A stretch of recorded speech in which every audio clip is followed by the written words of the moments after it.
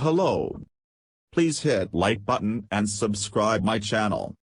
Also press bell icon for future video notifications. Thanks. Kelly Berthoud remembers the day in 2019 when her daughter Marley sprouted her first eyebrows. Already 4 years old at the time, Marley had been hairless for most of her life, one of several characteristics about the young girl that scientists and physicians had spent years working to explain. But with the family ensconced in the living room on that morning just before Christmas, each tiny blonde hair, now growing as the result of an experimental drug Marley had recently started taking, was a gift. "We were sitting on the couch and the sunshine was hitting her just right," Berthoud recalls. "I remember whipping my head around when I noticed. Marley had in fact been born with silver hair, but shortly after, it had fallen out in thick clumps. Her head was also unusually large, and a neonatal MRI revealed that sometime before her birth she had suffered a brain hemorrhage, leading to the formation of cysts in the organ's white matter. As she grew, Marley started missing developmental milestones, including sitting up and learning to speak. The doctors and her parents were at a loss. It would take a chance meeting between 3 scientists to jump-start her case, but once Marley's team was assembled, it moved quickly. Within just 2 years, her symptoms would be diagnosed as a novel genetic disease, Bachmann-Bupp syndrome, BABS, and a promising therapy identified, representing one of the fastest turnaround times known for treating a rare disease. Marley grew not only eyebrows, but eyelashes and a full head of sandy blonde hair. The path to this treatment began in 2016, when Marley's doctors referred the family to one of the people the disease would eventually be named after, Caleb Bupp, a medical geneticist at the Helen DeVos Children's Hospital and the healthcare organization Spectrum Health, both in Michigan. Initially, Berthoud and her husband, both nurses, grappled with whether to pursue genetic testing, a fear Bupp often encounters in his work.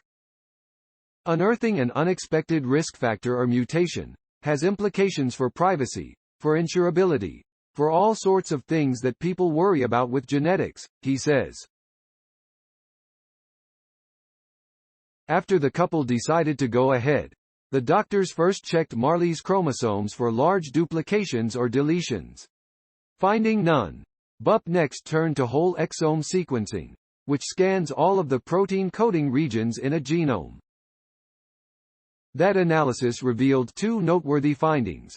The first was a mutation that causes Smith-Lemli-Opitz syndrome, but Marley only had 1 copy of the disease-linked variant and the syndrome was recessive.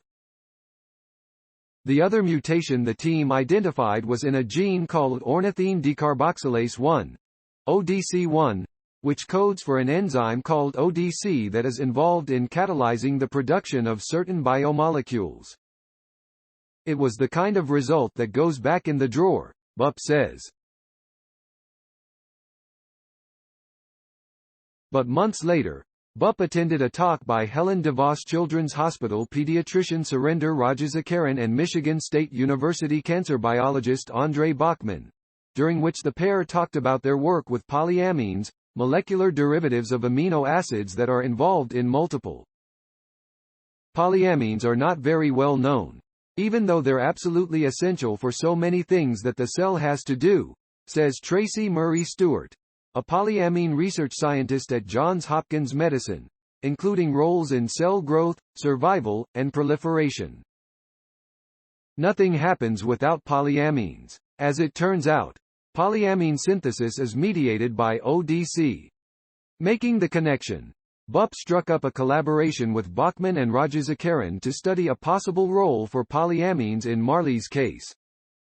In Marley's case, because that end of the protein is missing, the mechanism to clear it is jammed, Bachmann says. Shortly after meeting, the team published an early account of Marley's disease and started brainstorming ways to treat it. Bachmann had one idea: an ODC-inhibiting drug called difluoromethylornithine, DFMO. Initially approved in 1990 to treat African sleeping sickness, DFMO had since shown promise in clinical trials for pediatric neuroblastoma and colon cancer, while preclinical evidence from a 1996 mouse model that coincidentally mimicked BABS. The mice also accumulated ODC and had a similar phenotype. To test the drug against Marley's specific mutation, the researchers cultured some of the girl's skin cells and found that DFMO reduced ODC activity. Even with no guarantee of success, the Berthouds agreed to try DFMO, and Marley began taking the drug on a compassionate use basis when she was 4 years old. A month later, she sprouted the unexpected eyebrows. Having known Marley for most of her life, Bupp recalls the day he heard about it as one of the best days of my life. Marley grew not only eyebrows, but eyelashes and a full head of sandy blonde hair. The team documented these and other changes in a recent eLife publication. Within 6 months, she was able to sit up by herself, and today she's able to scoot around and trade high fives with her brothers. Last winter, she tried sledding. Post-treatment MRI showed that myelination in the white matter of her brain had increased, signs that the drug, which she takes twice daily, might be spurring neurological improvements. The team also sent blood samples to a company called Metabolin that specializes in detecting biomarkers of rare diseases. Their tests, which involved comparing her samples to a reference cohort of almost 900 pediatric patients, confirmed that the drug normalized Marley's levels of a well-studied polyamine called N-acetylputrescine, suggesting that her polyamine pathway had stabilized. Within 6 months, she was able to sit up by herself, and today she's able to scoot around and trade high fives with her brothers. This quick turnaround, from diagnosis to administering a potential treatment in roughly 16 months, is extraordinarily unusual, says Ann Pariser, the director of the Office of Rare Diseases Research at the National Institutes of Health. There's really only a handful of cases like that. She attributes the speed to the ready availability of an off-the-shelf drug that came with detailed dosage and safety assessments in children, as well as a pre-existing animal model that had responded positively to the therapy. In this case, they had a body of evidence that they could rely upon. Since Marley's diagnosis, the number of documented BABS cases has risen to at least 9, including 4 described in a 2018 study. It's still extremely infrequent, but according to Pariser, diagnoses of rare diseases tend to accumulate as evidence grows, and Bachmann also expects more to surface. I'm sure in 5 or 10 years, we'll know of maybe 40 or 50, he says. He, Bupp, and Rajasekaran are named as coinventors on a patent application related to treating disorders caused by ODC1 mutations. Closing parenthesis. Researchers have already learned a lot from the 9 cases so far, including the fact that each patient has a unique mutation, all of which affect polyamine synthesis in different ways. Shortly after Marley began treatment, a 7-year-old boy diagnosed with BABS started taking DFMO. Bupp says that his mother has told him that her son is getting better every day. The success of the DFMO has spurred additional research into BABS and other rare diseases. Stewart of Johns Hopkins is using mice and patient cell lines to investigate DFMO as a treatment for Snyder-Robinson syndrome, another polyamine disorder.